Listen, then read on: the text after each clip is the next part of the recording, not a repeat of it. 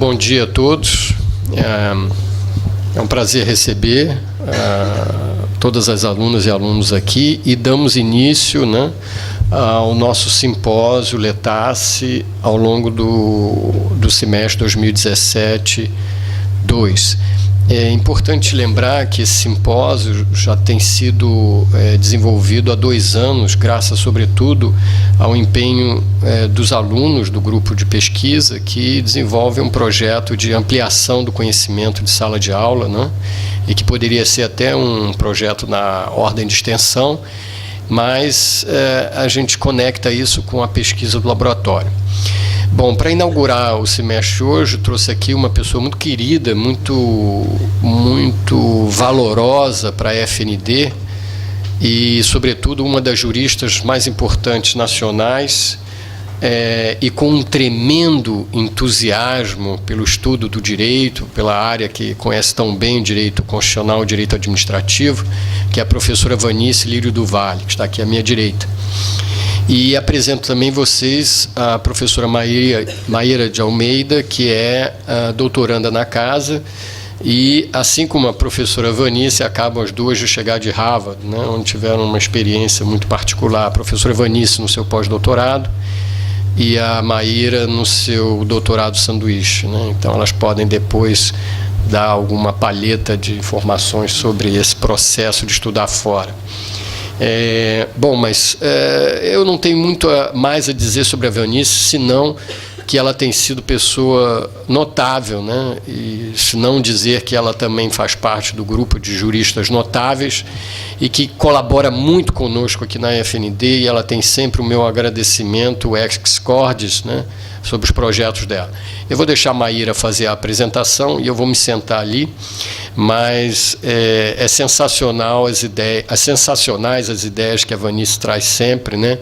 Agora com os livros que falam e o GPS acadêmico que está no YouTube. Passo a palavra, então, à professora Maíra Almeida. Bem, bom dia a todos. Sejam muito bem-vindos a esse primeiro simpósio de 2017-2. Espero poder contar sempre com a presença de vocês aqui e que a gente possa trocar bastante informação e conhecimento.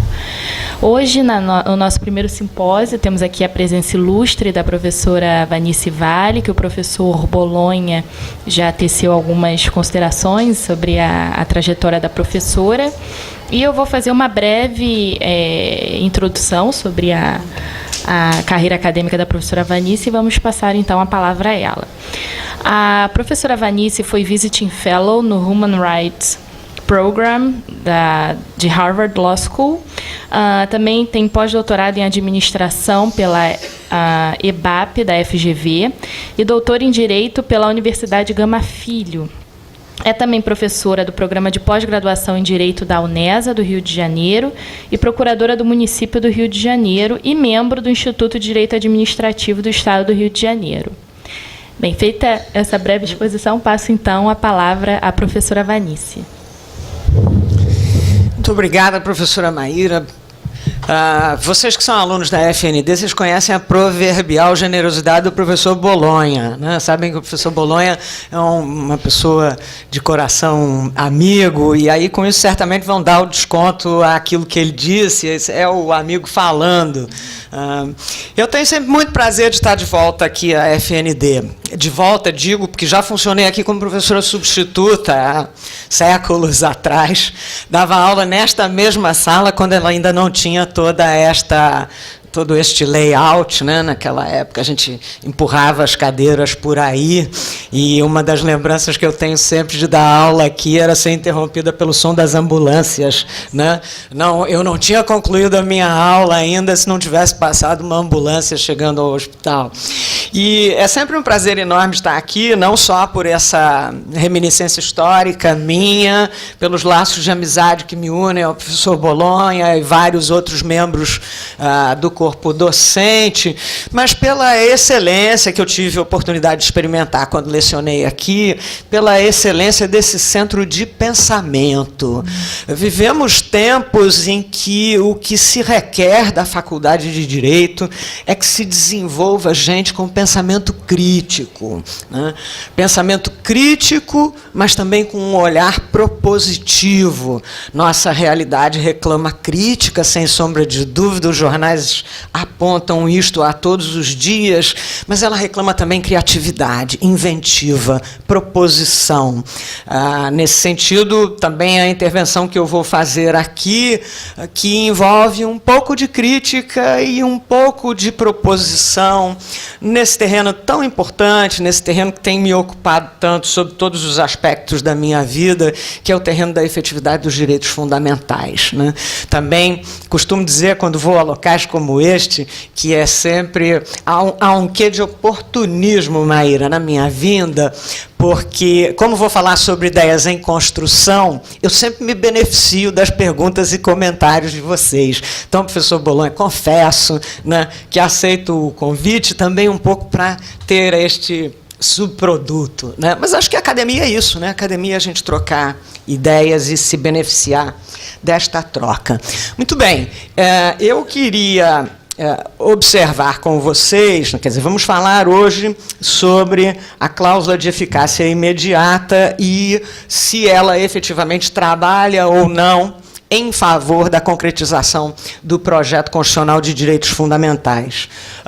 O meu lugar de observação para abordar este tema vejam, Maíra acabou de declinar, eu, a par da minha atividade acadêmica, eu sou advogada de Estado, sou procuradora do município do Rio de Janeiro, há muito mais tempo que eu gosto de admitir, né?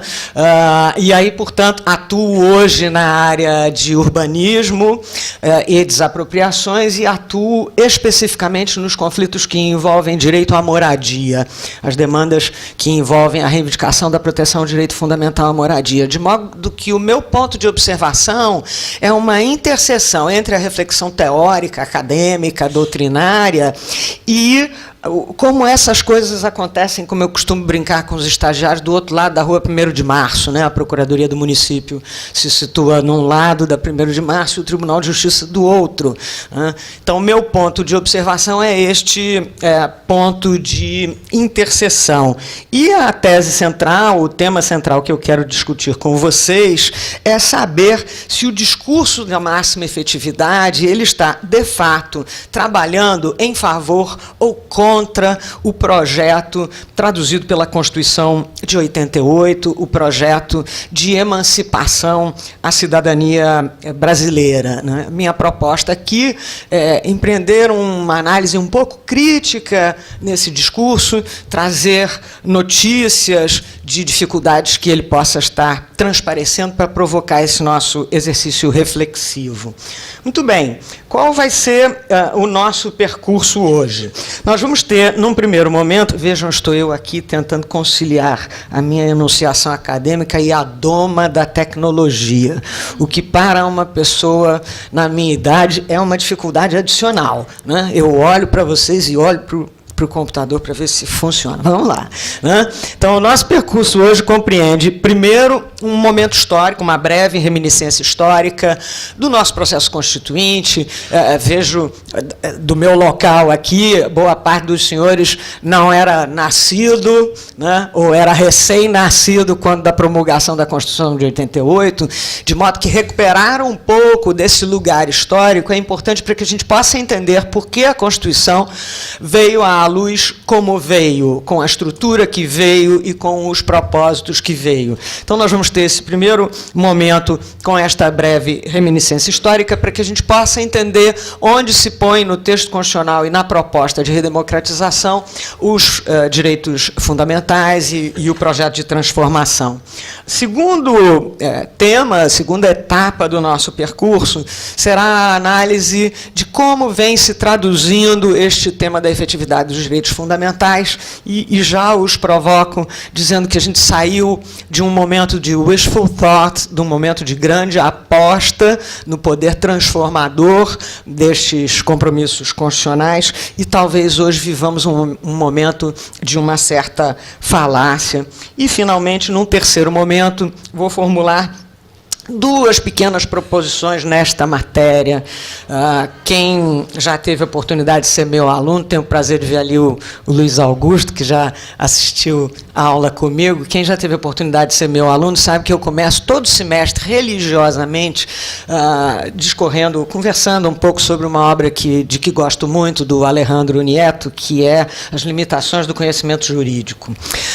E o Alejandro, que se dirigia a alunos de graduação, falava de virtudes do jurista, então ele fala da tolerância e ele fala do abandono dos grandes relatos, quer dizer, que a gente deve se desvencilhar dessa ideia de que vamos passar a vida a limpo, ou o mundo a limpo, e que se você empreender uma pequena contribuição, isto já será o que se espera e o que se deseja de você. Então, eu, firme no Alejandro Nieto, vou trazer aqui para vocês duas pequenas contribuições. Longe de ter a pretensão de solucionar os problemas sobre os quais estarei falando, a ideia é trazer essas pequenas contribuições.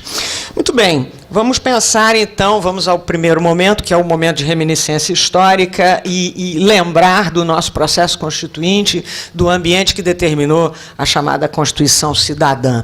Os senhores vão de se lembrar, o nosso processo de redemocratização foi um processo extremamente negociado, né? Não tivemos uma ruptura mais traumática, por assim dizer, na ordem institucionalizada à época, e isto resultou numa Assembleia Nacional Constituinte convocada com uma série de dilemas, né?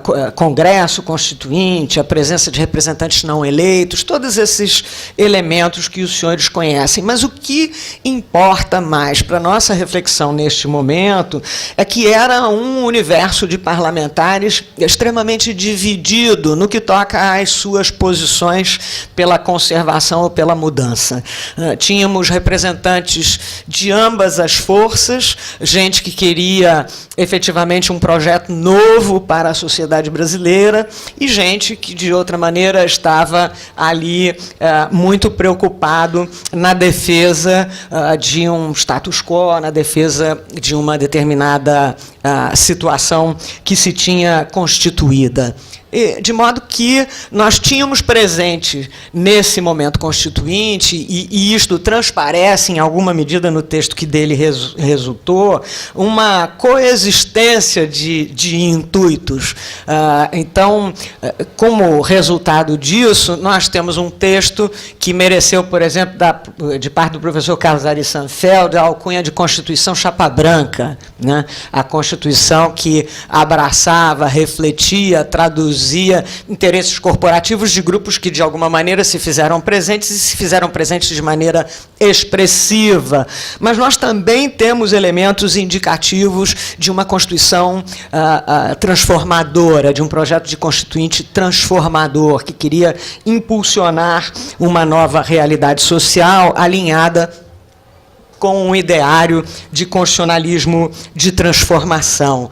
A coexistência dessas duas tendências, por assim dizer, levou a que a gente tivesse presente nos trabalhos constituintes e também no texto que dela resultou, que a gente tivesse presente técnicas distintas de elaboração do texto. Quer dizer, de um lado a gente tem uma extensa delegação normativa, né, em muitos temas a incapacidade de geração de consenso se solucionou pela delegação normativa. Então, você esculpe uma determinada agenda no texto constitucional e diz, olha, isso se desenvolverá na forma da lei, e remete, portanto, isso ao desenvolvimento do jogo político ordinário, e aí nós vamos ter isso em vários temas sensíveis, né? Limites à propriedade, uma série de outros elementos que a gente sabe que são bastante sensíveis na sociedade brasileira. Então, de um lado, nós temos o uso expressivo da delegação normativa, que é uma técnica dilatória, né? Você transfere a solução, o equacionamento daquilo para um momento futuro, né? Há um trabalho muito interessante capitaneado pelo professor Oscar Vilhena, Dmitry Dimoulos, que está disponível na internet e tal, sobre resiliência constitucional e os compromissos dilatórios, né? Então, nós temos o uso desta técnica, mas, de outro lado, nós temos normas autovinculantes, normas que pretendiam instaurar uma ordem nova já, né? E, por vezes, vejam, no mesmo tema a gente tinha as duas coisas, né? Pensem no próprio exemplo que eu dei do direito de propriedade, né? Fica assegurado o direito de propriedade, norma autovinculante. A propriedade observará a sua função social, compromisso dilatório, né? Então, nós temos o emprego, a conjugação dessas técnicas em vários pontos da Constituição. E aí, vejam, são vetores em sentido contrário. A norma dilatória posterga e a norma autovinculante quer antecipar o processo. Nesse sentido, a gente tem a nossa famosíssima cláusula do artigo 5º, parágrafo 1º, que assegura a aplicação imediata dos direitos fundamentais. Nós vamos ter também, nesse processo, nessa visita histórica, nós vamos ter a doutrina brasileira da efetividade, liderada, como os senhores sabem, a seu tempo pelo hoje ministro Luiz Roberto Barroso, que, a par da qualidade técnica em si da doutrina, mas ela, sem sombra de dúvida, respondia a uma aflição, digamos assim, ou a uma preocupação de que, porventura, todas aquelas expectativas se frustrassem, né? Então, aquele era um momento de se dizer que Constituição não era folha de papel, que Constituição não era alguma coisa para a gente ver depois, que Constituição era alguma coisa que deveria incidir imediatamente, de maneira transformadora, na realidade social. Portanto, a doutrina da efetividade, ela tinha o compromisso de trazer essa Constituição para o mundo da realidade, e não havia muito espaço para o apontamento das dificuldades, né? Entendam o momento político, amigos. Não dava para dizer assim, não, essa Constituição é ótima, mas nós precisamos ainda fazer isto, mas nós não temos aquilo teoricamente desenvolvido, mas como é que é a questão dos direitos socioeconômicos. O momento não era para isso, o momento era para dizer, esta Constituição é ótima, está valendo e tem que valer já, né? E aí, portanto, nós temos esse impulsionamento da doutrina brasileira da efetividade, que queria, na verdade, naquele momento, ser o contraponto da teoria da rejeição. Lembrem-se, como o próprio ambiente de elaboração do texto constituinte foi um ambiente muito conflagrado, discutido, né? Havia aqueles que dissessem, olha, essa Constituição não vai funcionar, isso não dá, ela é contraditória, ela tem uma série de defeitos, né? Há um texto muito interessante que foi publicado junto à promulgação da Constituição de 88, está na Revista de Informação Legislativa, que é do meu queridíssimo amigo que perdi recentemente, que é o professor Diogo de Figueiredo Moreira Neto. E é muito bacana ler o texto do Diogo, porque Diogo falava em outubro de 88, com a Constituição saindo do prelo, ainda com as letras molhadas, e ele dizia, é preciso investir não na tese da rejeição, isso não vai funcionar, isso não tem como funcionar, isso tem muitos defeitos. É preciso investir na tese da transição. Nós vamos fazer isso funcionar, nós vamos superar os defeitos, nós vamos trazer isso para a realidade da vida, né?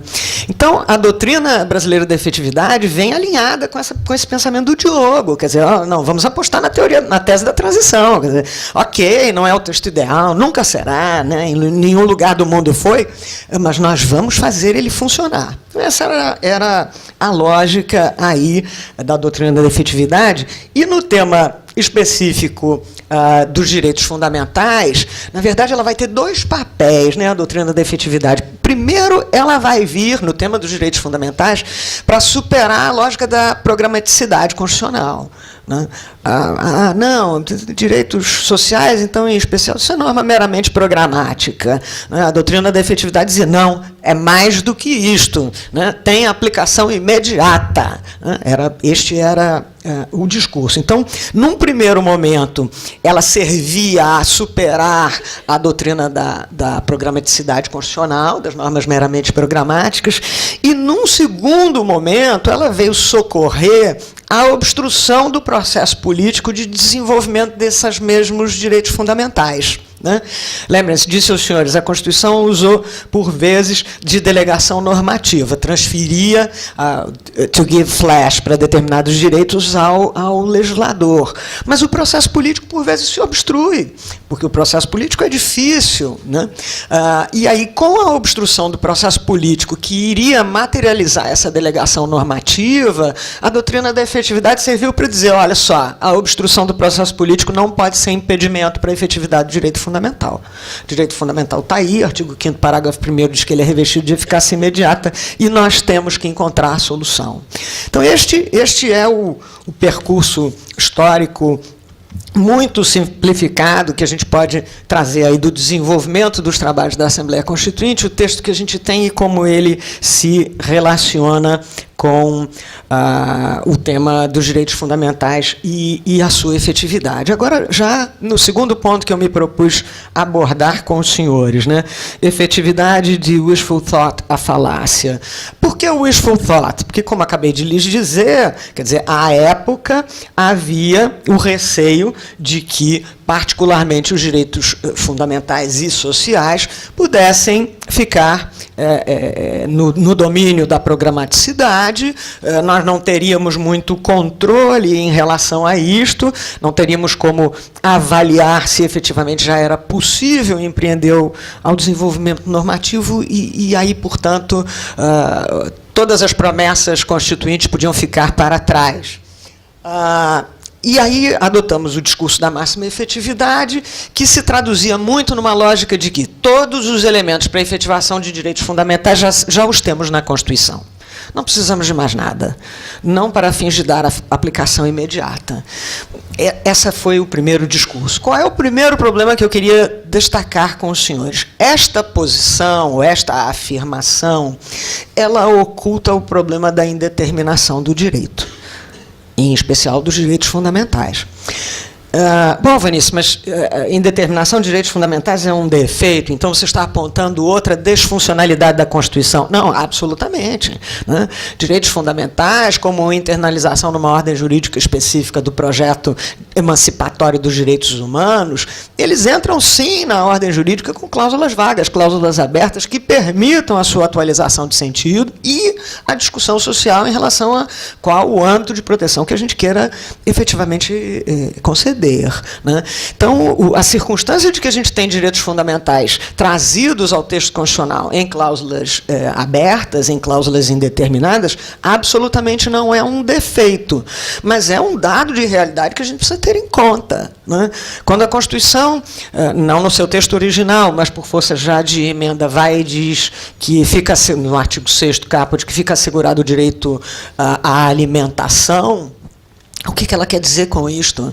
Quem são os destinatários desse direito à alimentação? Qual é o âmbito de proteção que ele compreende? Quem é o devedor da garantia do direito à alimentação? Quais são os tipos de prestação que podem materializar a garantia de um direito à alimentação? Merenda escolar é garantia do direito à alimentação? Bolsa Família é garantia do direito à alimentação? Quer dizer, há um sem número de indagações que vêm da utilização correta, né, de cláusulas indeterminadas para fins de constitucionalização de direitos humanos. Bom, pois bem, então, você está dizendo que o uso da cláusula indeterminada é correto, mas a gente ainda tem o problema da indeterminação, mas você também apontou que temos obstrução do processo político. E aí, qual é a solução? Por que o problema da indeterminação tem que ser objeto da nossa cogitação e a gente não pode permitir que ele seja superado pela simples lógica de que, artigo 5º, parágrafo 1º, máxima efetividade? Há pelo menos dois pontos que me parecem muito sensíveis relacionados a um sistema de proteção de direitos fundamentais que ficam ocultados, ficam relegados a segundo plano quando a gente esquece a indeterminação, a gente finge que a indeterminação não existe. O primeiro ponto é qual é o critério de justiça que a gente estará aplicando para fins de reconhecimento, em especial da proteção a direitos fundamentais sociais. Né? Direitos fundamentais socioeconômicos, eles devem ter me parece, né, pelo menos essa é a minha compreensão, eles devem ter um critério de justiça que oriente a maneira segundo a qual eu asseguro a sua efetivação. Quem é o destinatário da proteção do direito fundamental à moradia? Essa é uma indagação que a gente deve formular quando a gente cogita do enforcement do direito fundamental à moradia. E esta é uma discussão que fica oculta quando a gente simplesmente adota o discurso de que temos todos os elementos, a Constituição já nos permite trazer isso para o mundo da vida. E, meus amigos, falando na posição de quem patrocina, hoje deve ser alguma coisa em torno de 900 demandas envolvendo ao município do Rio de Janeiro no tema da proteção do direito à moradia, eu sou capaz de lhes dizer que existem N+1 situações em que a gente não tem resposta. Vou falar sobre uma que me chegou à mesa ontem. Eu estava olhando e disse assim, gente, vou falar sobre isso com o pessoal lá amanhã. Me chegou ontem, vejam só, não tenho a resposta, hein, pelo amor de Deus, não me perguntem. Ontem me chegou a seguinte indagação da Secretaria Municipal de Habitação. Havia uma edificação A. Na edificação A moravam Pedro, Joana e Maria. A edificação A foi objeto de um auto de interdição porque ela tinha um comprometimento estrutural. Foi construída sem observar as normas técnicas, estava com rachaduras e ia cair. Então, Pedro, João e Maria saíram da edificação. Pedro, João e Maria ajuizaram, cada qual, uma demanda individual para proteção ao direito à moradia. Então, nós temos 3 demandas em curso. Uma delas, Maria, a demanda foi julgada improcedente. Pedro e Joana, a demanda prossegue. Ambos, Pedro e Joana, receberam uma antecipação de tutela para fins de outorga de aluguel social. Pedro foi contemplado por sorteio no programa Minha Casa Minha Vida. Vai receber uma unidade habitacional. Que bom para Pedro, né? Pedro faleceu antes de assinar a documentação do Minha Casa Minha Vida. Ele já está contemplado, ele é o destinatário de uma unidade imobiliária, só que ele faleceu. Joana, já me perdi nas 2 mulheres. Maria, obrigada. Maria agora bateu à Secretaria de Habitação e disse o seguinte, olha só, preciso contar a vocês o seguinte, Pedro, na verdade, ele não é meu pai biológico, mas foi quem me criou. Desde cedo, proveu tudo, educação, etc, etc. Então, eu entendo que eu tenho direito sucessório em relação à unidade imobiliária que foi destinada a Pedro por força do exercício do programa Minha Casa Minha Vida. Vejam só, olha o imbróglio, né? Não só do ponto de vista processual, é claro, mas olha, será que existe sucessão no que toca às medidas de proteção a direito fundamental? Né? Mas tem um caráter patrimonial, protege o direito fundamental, mas como é que a gente equaciona isso? Né? Vejam, o direito não tem resposta para isso. Né? Não pensamos, né? Paramos na doutrina da efetividade, artigo 5º, parágrafo 1º, máxima efetividade, ponto. Né? E eu teria 200 outras situações tão estranhas quanto estas para narrar aos senhores sobre o problema da indeterminação. Então, primeiro aspecto que me parece muito relevante e muito pertinente ao projeto de transformação que se tem oculto é o critério de justiça a orientar a aplicação das medidas de proteção. O segundo é obscurecer o debate em torno das possíveis estratégias de transformação social. Constituição, desculpem eu recorrer ao exemplo da moradia, mas em que eu terei ilustrações mais ricas, mas a matriz se aplicará a qualquer outro. Né? Constituição assegura um direito à moradia. Como é que eu asseguro o direito à moradia? Por unidade no Minha Casa Minha Vida. Ah, tá bom. Mas existem outras hipóteses em que o cara não quer sair de onde ele está, a casa está com comprometimento estrutural, se for possível consertar e ele ficar ali, ele está feliz e contente. Né? Não podemos também atender o direito fundamental à moradia por esta via? Não podemos também atender o direito fundamental à moradia por moradias coletivas? Eventualmente isso pode ser uma boa solução para mãe solteira, chefe de família. Né? Pode ser uma solução excelente. Temos que ter um mecanismo só, podemos ter vários. Quem discute ou quem escolhe qual dos múltiplos mecanismos de proteção será destinado ao cidadão A, B ou C, né? Tudo isso se tem por oculto com esta ideia de que simplesmente temos a máxima efetividade e a indeterminação não é relevante. Segunda desfunção, né, da simples afirmação da máxima efetividade é que a gente abdica do debate democrático em torno da definição do conteúdo desses mesmos direitos. Isto me lembra...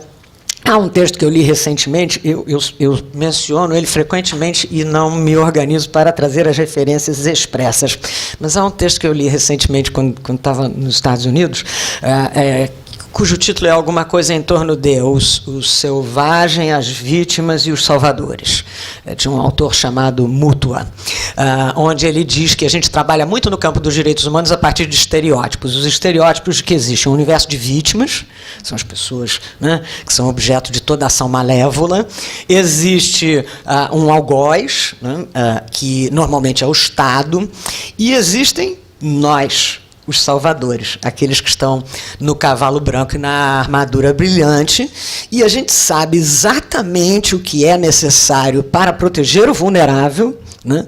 E o vulnerável nem precisa falar nada comigo, porque eu sei, né, qual é a melhor maneira para assegurar a sua própria inclusão social e o seu próprio desenvolvimento. E o texto dá uma desancada nesta postura, dizendo, olha, primeiro, ninguém é 100% vítima, né, nem 100% algoz. Segundo, o Estado muitas vezes reflete a sociedade sobre a qual ele incide, né? Essa coisa de que é o Estado, eu não tenho nada com isso também é um equívoco. E terceiro, o que faz a gente achar que a nossa armadura é brilhante e o nosso cavalo é branco? E que a gente sabe o que é melhor para a pessoa que está nesta ou naquela situação. Então, assim, obscurecer o debate democrático é um pouco na linha que o Mutua denuncia, né? Bom, é preciso que haja o debate democrático, porque eu, Vanice, cidadã de classe média alta, não tenho a menor ideia do que é melhor para a pessoa que mora na comunidade, que está em área de risco e que tem essa ou aquela circunstância, né? Então, essa é uma segunda disfuncionalidade que eu acho importante a gente trazer.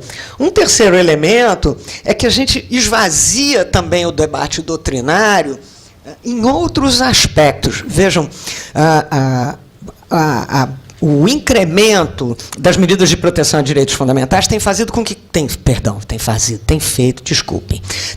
que cada vez mais as pessoas busquem ao judiciário para a proteção. E aí agora a gente começa a enfrentar, no campo da moradia, pelo menos a gente tem vários exemplos, a gente começa a enfrentar aquilo que eu, em texto que já publiquei, denominei demandas derivadas. O que é a demanda derivada?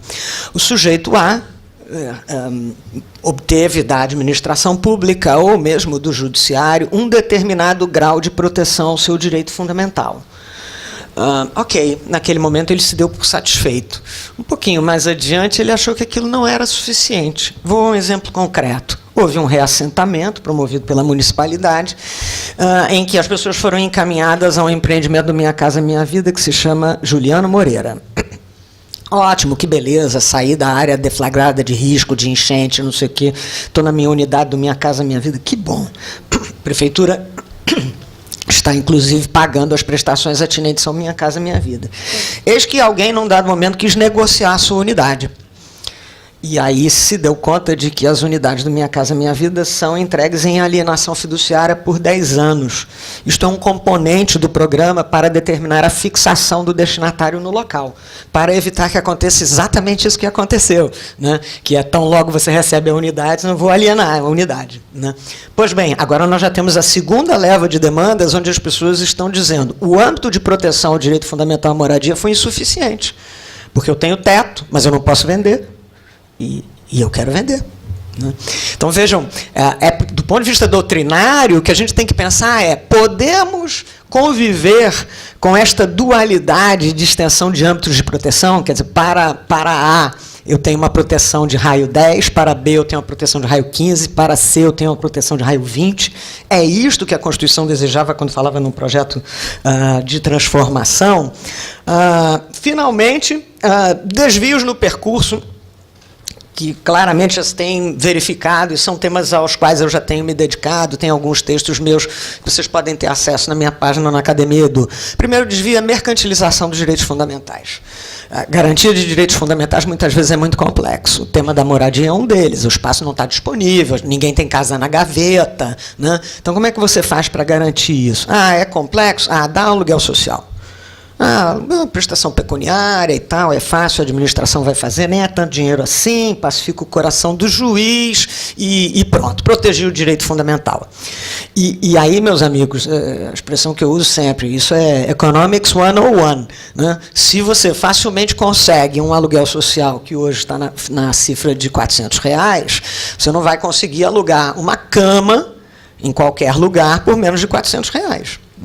E aí você transformou o direito fundamental numa prestação pecuniária, aplicou lá aquela matriz do processo civil, né? Contratei o vestido de noiva e a costureira não entregou em tempo. Como é que resolve? Reparação, né? A gente aplica aquela matriz, que é a matriz que a gente tem, se sente pacificado com isso, isso é fácil, e aí, portanto, segue. E é óbvio que isto muitas vezes não terá o condão de proteção do direito fundamental, né? E a segunda disfuncionalidade, e aí a denúncia primeira nem foi minha, há uma autora de quem eu gosto muito, chama-se Sandra Liebenberg, na África do Sul, que aponta isto com muita frequência, é o potencial de regressividade para os direitos fundamentais, em você assumir um determinado padrão e dizer que isto é o default e deve ser repetido. A que ela se refere quando ela fala em regressividade? Quer dizer, na hora em que você vai ao judiciário e se vale desse tipo de solução intermediária, você cria uma zona de conforto para todo mundo, para a própria administração. Pensem bem, se a resposta judicial é de que, diante do conflito de moradia, basta a outorga de aluguel social, por que pensar em outra coisa? Num tema tão sensível e tão complexo, né? Então, esta é uma disfuncionalidade também do sistema que a gente tem que enfrentar, né, me parece. Muito bem. E aí, então, do ponto de vista propositivo, finalmente, já estou me alongando mais do que me programara, mas é o meu entusiasmo pela matéria, né? Do ponto de vista propositivo, meus amigos, assim, primeiro, eu acho que a gente precisa efetivamente adotar uma posição crítica em relação a essa afirmação de que o artigo 5º, parágrafo 1º, nos dá todas as soluções. Ele não dá, né? E a evocar este mesmo preceito para fins de devolver a questão para o judiciário implica, em última análise, transferir para o próprio judiciário a definição dessa série de componentes que ele não só não está instrumentalizado para fazer, como não é a melhor pessoa, porque não é ele o destinatário daquela decisão, né? Não é ele que vai sofrer os efeitos daquela decisão. Então, me parece que a gente precisa incorporar internalizar essas dificuldades, né, que estão postas e desenvolver aí um raciocínio crítico, né, sem medo de que esses apontamentos todos que Vanice fez e repensar a teoria dos direitos fundamentais é retrocesso. Não, não é. Retrocesso, na minha percepção, é a gente conhecer os vícios, os desvios de percurso, fechar os olhos e dizer, não, vamos seguir afirmando que a máxima efetividade, artigo 5º, parágrafo 1º, resolve tudo. Isso aqui é retrocesso. Retrocesso é diante da identificação do problema, você virar o rosto para o outro lado, né? Não é assim que a gente vai superar a dificuldade. Eu tenho duas proposições muito pequenas nesse tema, e essas duas proposições tem por objetivo enfrentar um desconforto que eu tenho tido muito grande, que é o de que esse estado de indeterminação do direito, de indeterminação teórica e tal, está permitindo uma apropriação do discurso de direitos fundamentais por todo mundo para fins de conferir um signo de prioridade que a situação, por vezes, efetivamente não tem, né? E aí, portanto, o projeto de transformação vai para o espaço, porque quem se apropria do discurso não é aquele que precisa imediatamente da transformação social.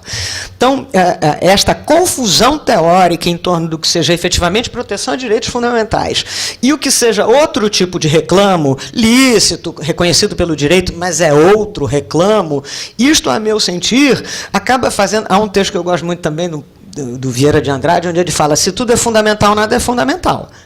Né? Se todos os nossos reclamos e desconfortos forem veiculados ao argumento de que há aqui uma violação de direito fundamental, nada mais será fundamental.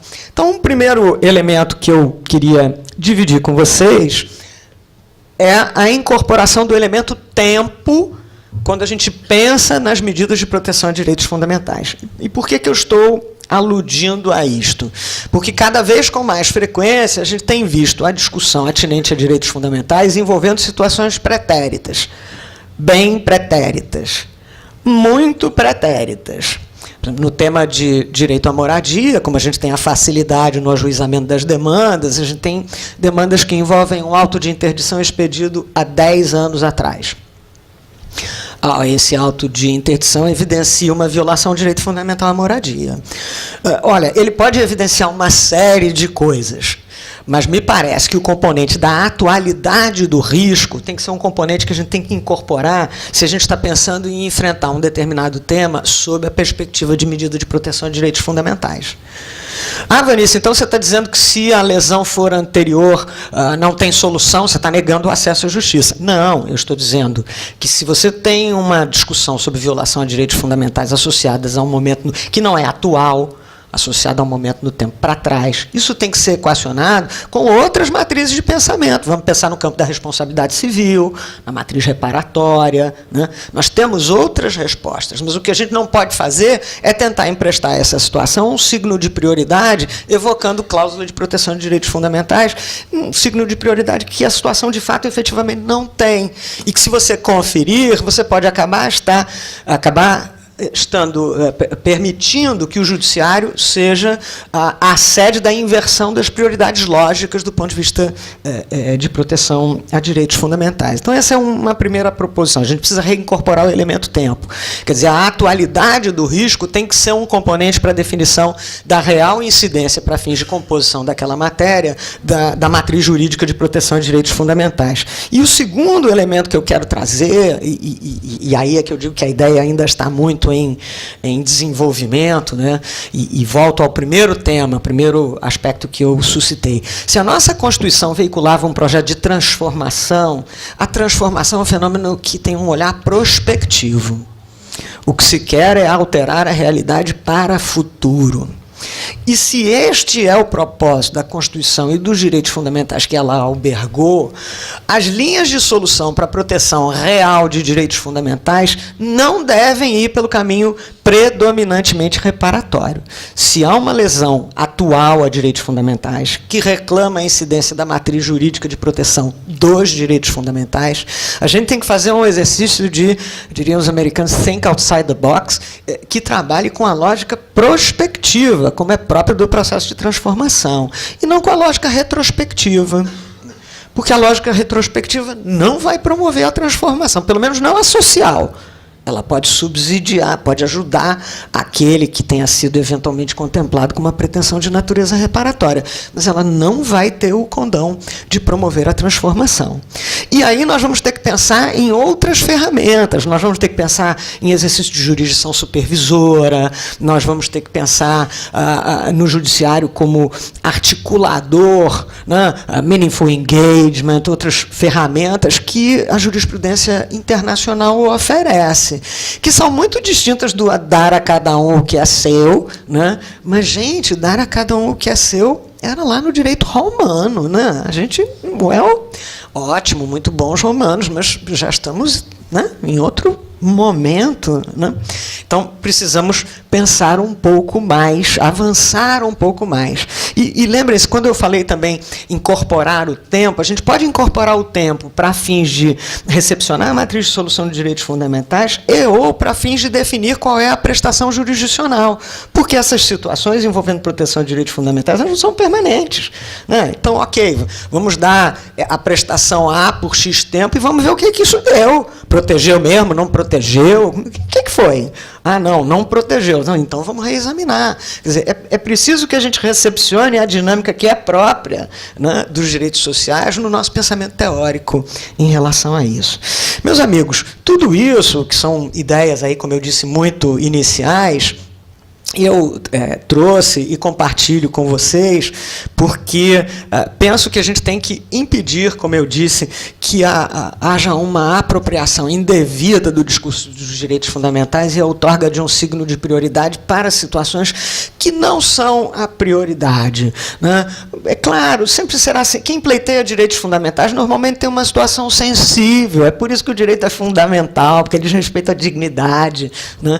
Mas é preciso que a gente entenda que mesmo para esses temas é preciso eventualmente priorizar, sim, porque priorizar faz parte da vida, né? Os senhores hoje priorizaram estar aqui comigo, podiam ter priorizado outra coisa, certamente estão perdendo alguma coisa mais interessante do que estar aqui comigo, mas isso faz parte da vida, né? E é preciso que a gente incorpore isto como uma possibilidade. E aí eu deixo, portanto, como último pensamento, essa ideia me encanta, né? Que é a ideia de que a liderança efetiva, ela envolve realmente colocar as coisas fundamentais em primeiro lugar. E isto talvez, seja de que maneira for, a nossa Constituição de 88 fez, né? Colocou as coisas mais importantes em primeiro lugar. Mas estamos agora na hora de gerenciar. E gerenciar a gestão efetiva, ela envolve disciplinadamente observar, conferir e materializar essa prioridade. Muito obrigado.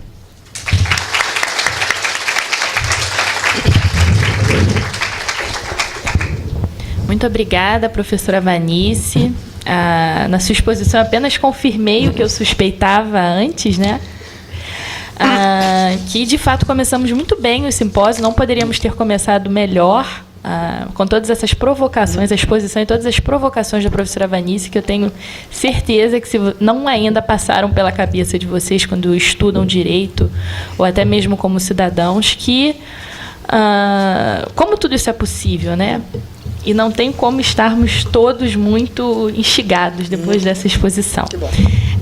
A professora Vanice separou muito bem a exposição dela, né, inicialmente falando sobre uma análise histórica da Constituinte e de toda a tensão existente naquele momento histórico, muito importante para nós, e as consequências de todo esse embate. De um lado, grupos que buscavam manter o status quo, e de outro, grupos que buscavam, de fato, uma transformação e uma redemocratização do Brasil.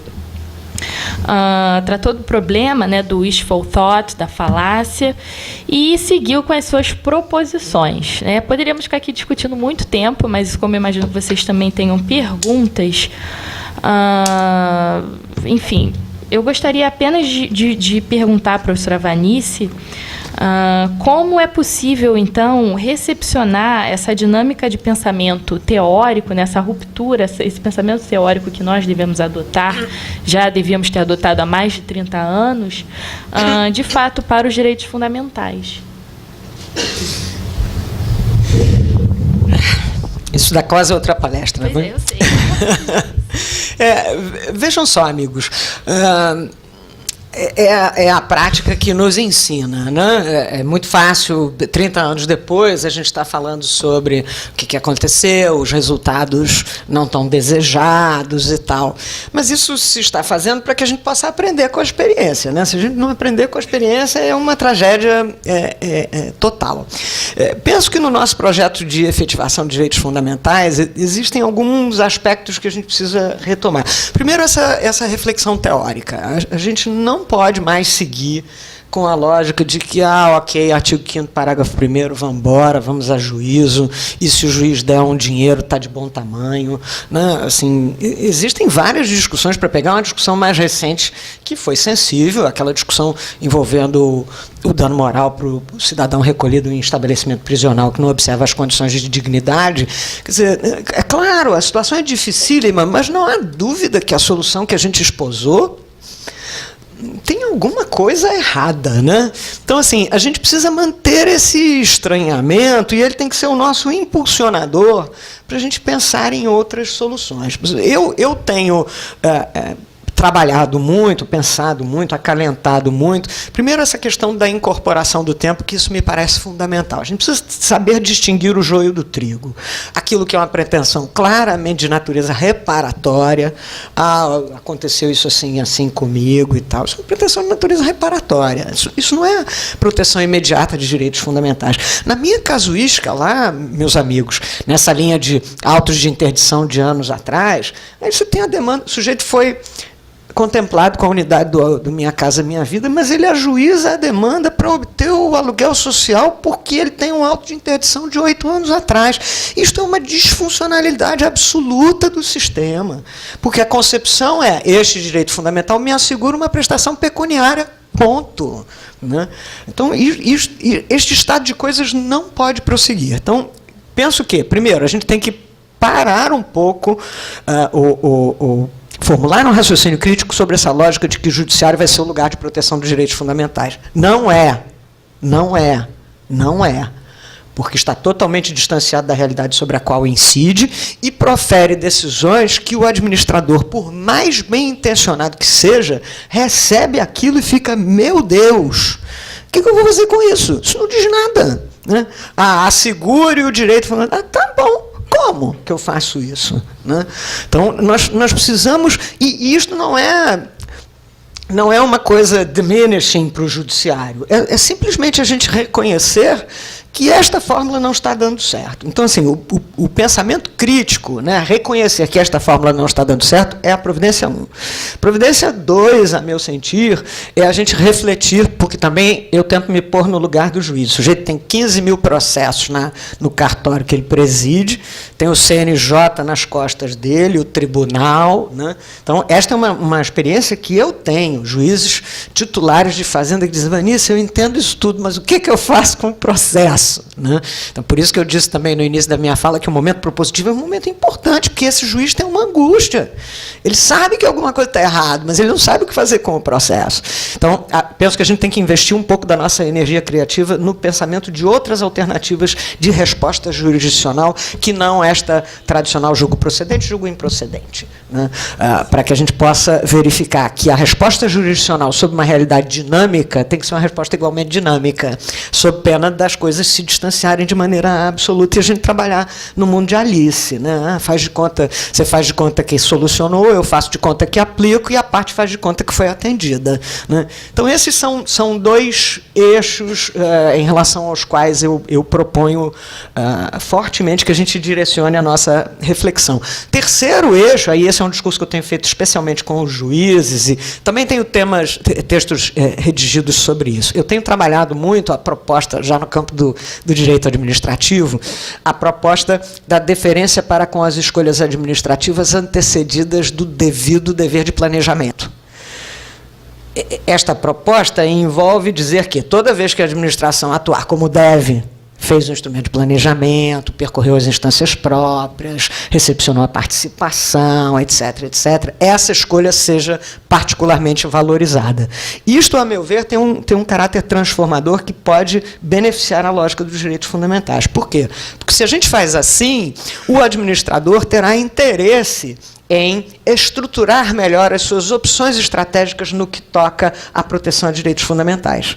Porque, chamado pelo órgão de controle, e ele sendo capaz de mostrar: olha, essa escolha foi precedida deste procedimento, desses requisitos, desses elementos e tal, e isto resultar em deferência, será melhor para ele, é claro.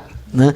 Então, assim, este é um viés que eu tenho trabalhado, aí essa é uma pregação que eu faço para com os juízes, porque também sempre digo, na minha condição de ex-administradora, né, já fui secretária municipal de administração e secretária de Estado de administração, o gestor está lá no sufoco, um incêndio por dia, se for um dia bom. Né?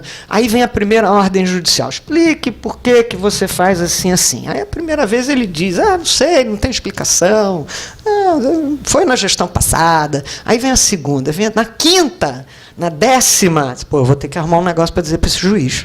Não dá mais para eu dizer que não sei bem o que houve, o que não houve. Né? Então, assim, esta movimentação pelo necessário declínio das razões de escolha da administração para fins de desenvolvimento de políticas públicas de proteção de direitos fundamentais também me parece uma coisa importante. Aí dirão vocês, Vanice, mas isso é um projeto de muito tempo.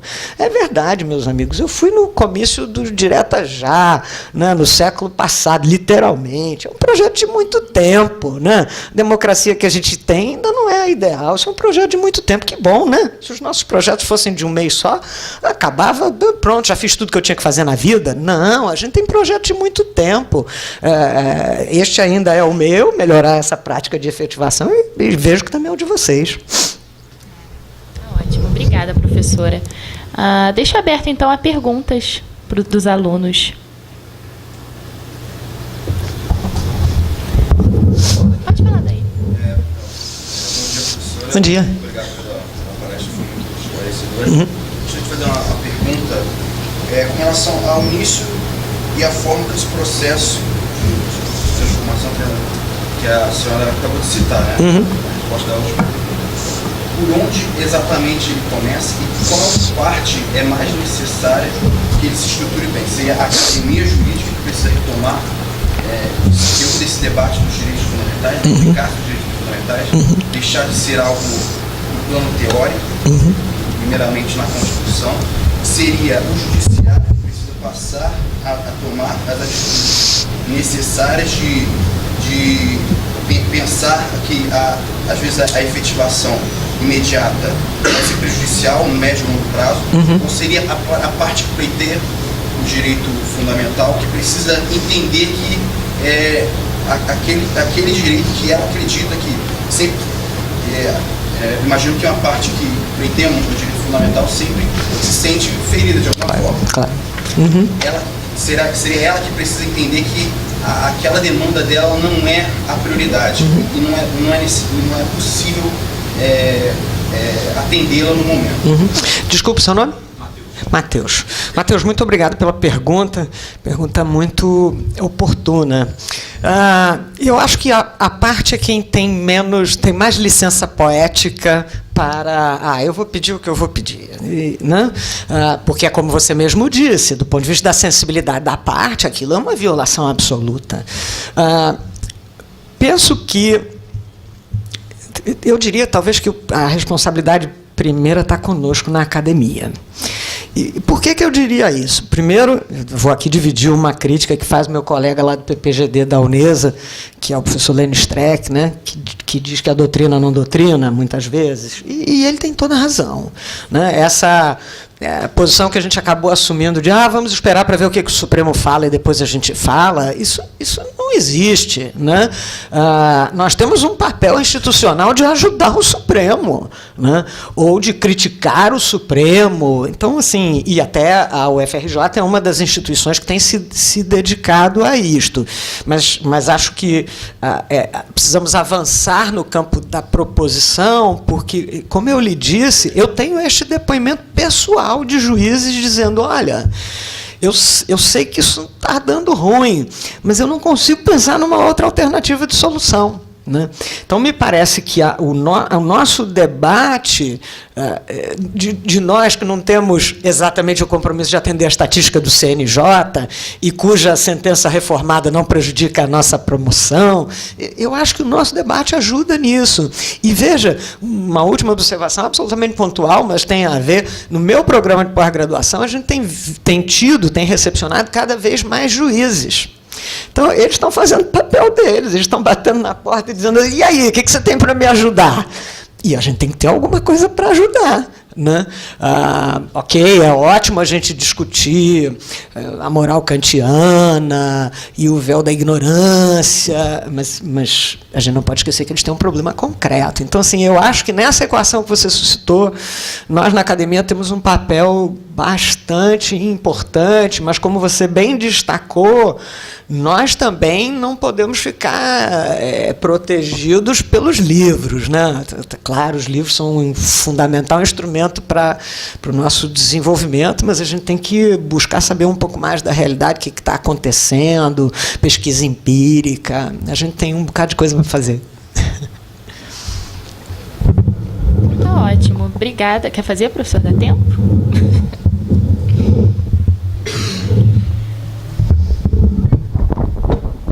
Vou ocupar apenas 5 minutos. Bom, primeiramente agradecer à professora Vanice, né? Eu sempre digo em público que eu não consigo, ultimamente, ficar mais do que 3 minutos em nenhuma palestra, né? Porque hoje se diz tanta coisa e tanta coisa não é dita, mas a professora Vanice nos traz luz, como bem mostrou os slides, e muita provocação. Eu agradeço muito a sua presença, professora. Mas eu tenho que esclarecer, em segundo momento, algo fascinante na trajetória da professora Vanice, que é o fato dela conjugar uma tríade importantíssima para uma reflexão sobre problemas de Estado, que é o meu grande interesse, é o meu grande foco também de trabalho, que ela é uma advogada pública, que ela foi gestora, trabalha com administração e trabalha na academia. Então ela consegue conhecer e transitar nesses 3 polos muito bem, e a palestra revela isso com bastante consciência.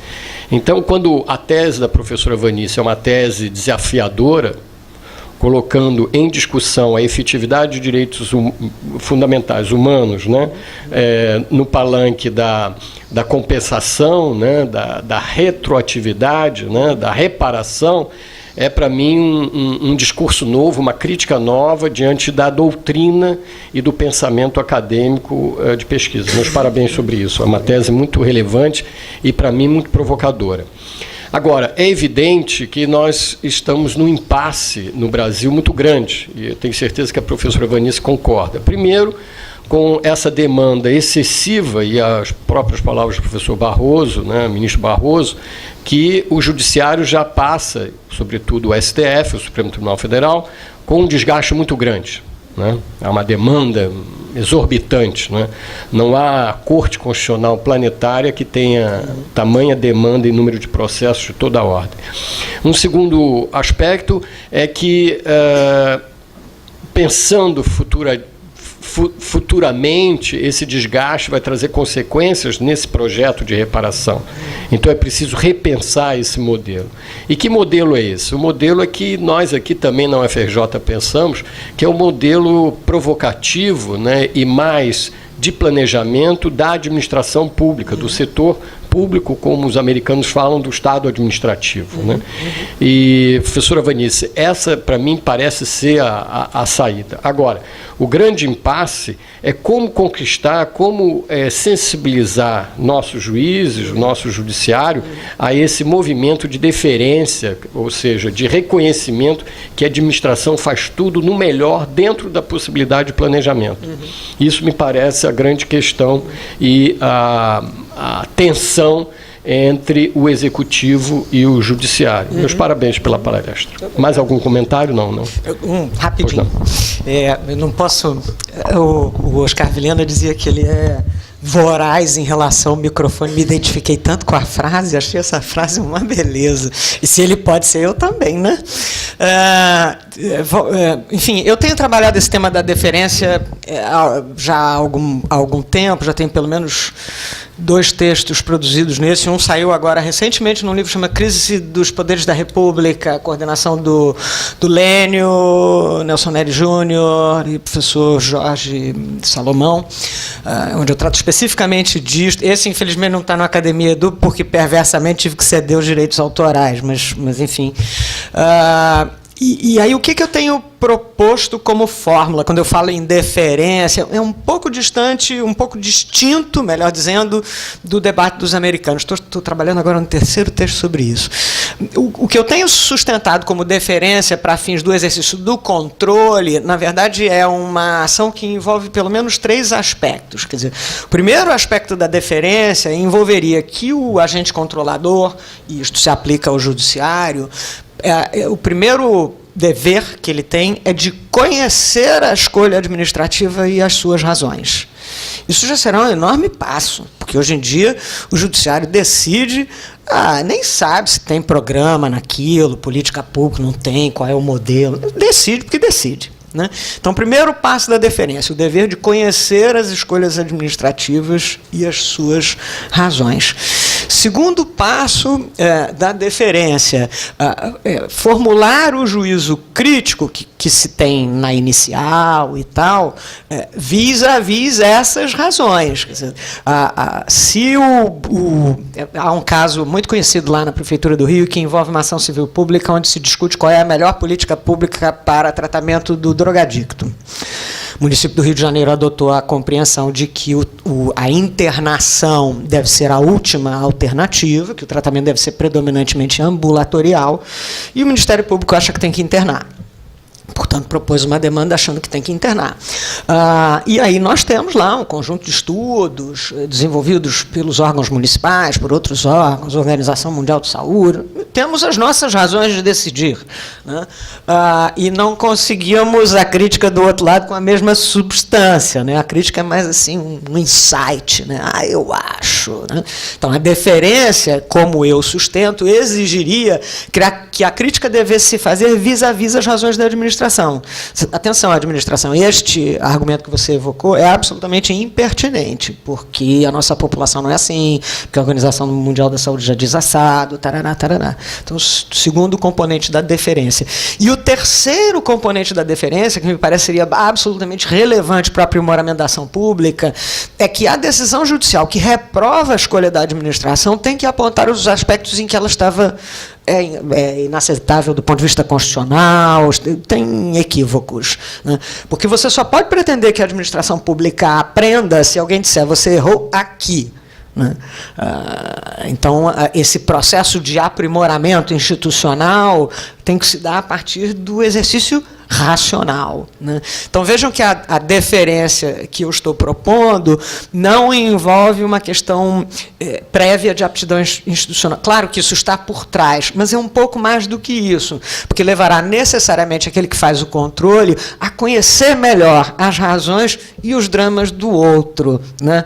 Eu vou encerrar aqui a minha observação com uma história que eu já contei há algum tempo atrás. A Procuradoria-Geral do município organizou um grande seminário e tal, e lá estava presente um juiz de fazenda, né?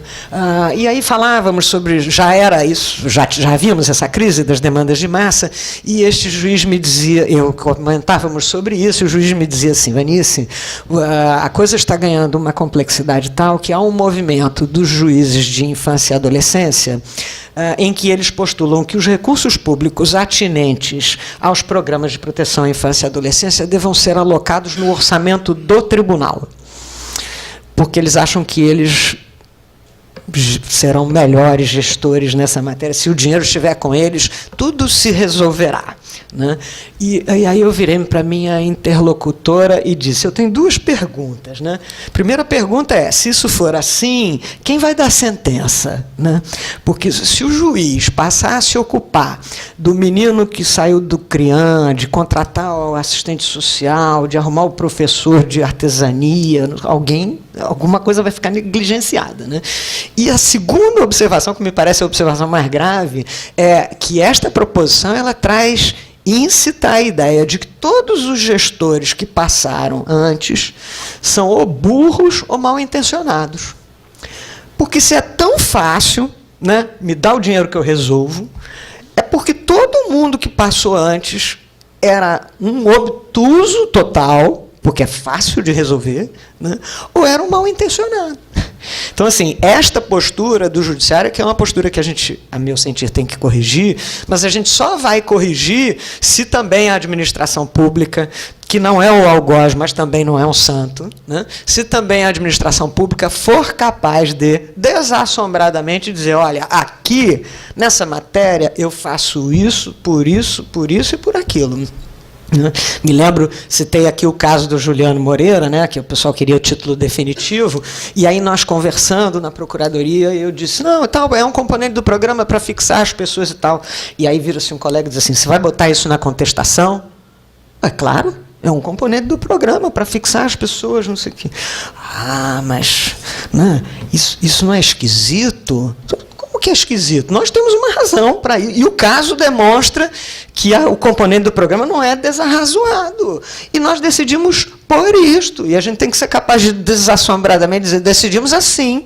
E o juiz que tem o ônus de dizer, não, entregue sem a cláusula. E se o cara quiser passar nos cobres no dia seguinte, ele que passe. Né? Cada um, com perdão da expressão, cada um no seu quadrado, cada um suportando o seu ônus. Né? Então, a ideia de deferência que eu tenho trabalhado é esta. E esta ideia, desculpe estar me estendendo, mas é que a ideia que está no momento, né? Esta ideia me parece, aí agora é meu lado administrador que fala, essa ideia me parece que tem um pouco de sedução para o administrador. Por quê? Dizia eu numa intervenção que fiz no mês de maio, num encontro de controle em Brasília. Quais são as duas coisas que o administrador teme? Ele teme duas coisas. Se ele está no exercício do poder, ele teme a descontinuidade. Ele quer fazer aquele troço. É a marca do governo dele, é o programa dele. Então, se ele está no poder, ele teme a descontinuidade. Se ele está fora do poder, ele teme a responsabilidade. Né? Então, essas são as duas coisas que o administrador teme. Se você trabalha com a lógica da deferência, quer dizer, a escolha devidamente antecedida dos procedimentos de planejamento, etc., e a execução conforme o planejamento, né? Se você trabalha com a lógica de que isto dá um signo de legitimidade, de adequação e de preferência para com a escolha administrativa, você diminui muito o risco de descontinuidade e de responsabilidade. Então, isto talvez tenha o apelo para o administrador que a simples referência de que há um dever constitucional de planejamento às vezes não tem. Né? Isso pode não parecer um argumento muito próprio de um acadêmico, mas, como eu disse, agora é o administrador falando. Eu sei como funciona a cabeça do gestor. Né? E se a gente, por este outro viés, conseguir que a administração atue de forma mais estruturada, orgânica, planejada, conhecida e democrática, ganhamos todos. É isso. Muito obrigada, professora. Obrigada a todos. Nos vemos, então, terça-feira, às 11 horas.